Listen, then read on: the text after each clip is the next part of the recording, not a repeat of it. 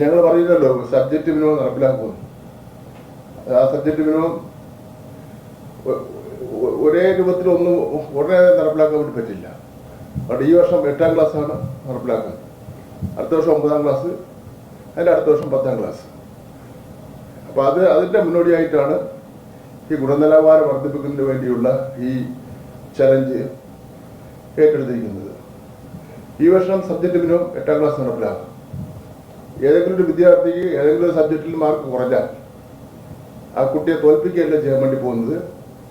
ആ കുട്ടിക്ക് ഒരു മാസക്കാലമോ അല്ലെങ്കിൽ ആവശ്യമുള്ള സമയം എടുത്തുകൊണ്ടുള്ള ഒരു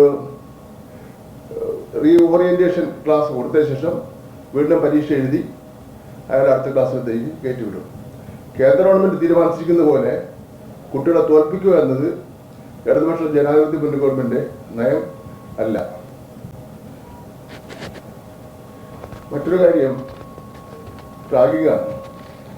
സംസ്ഥാനത്തെ ചില വിദ്യാഭ്യാസ സ്ഥാപനങ്ങളിൽ എങ്കിലും സമൂഹ നന്മയ്ക്ക് നിരക്കാത്ത റാഗിംഗ് പോലുള്ള സംഭവങ്ങൾ നടക്കുന്നുണ്ട്.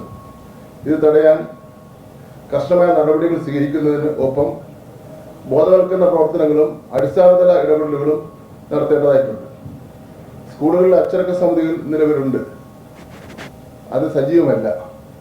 അത് സജീവമാക്കുന്നതിന് വേണ്ടി തീരുമാനിച്ചിട്ടുണ്ട്.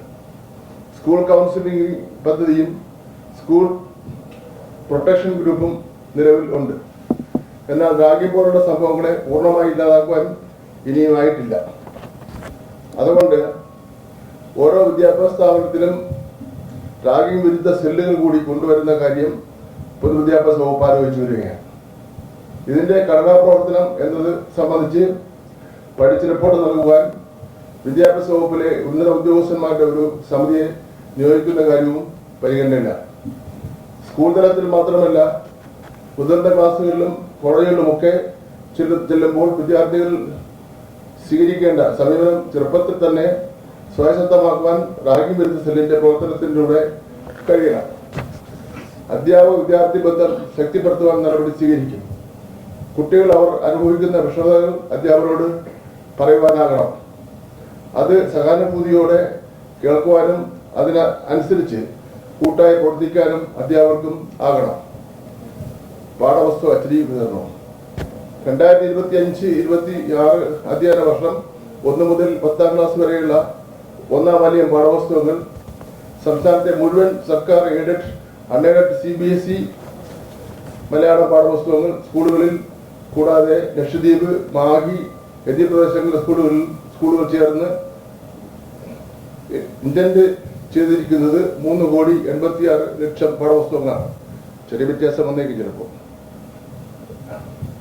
2, 4, 6, 8, 10 എന്നീ ക്ലാസ്സുകളിൽ 2025-26 അധ്യയന വർഷം പരിഷ്കരിച്ച പുസ്തകങ്ങളാണ് വിതരണം ചെയ്യുന്നത്.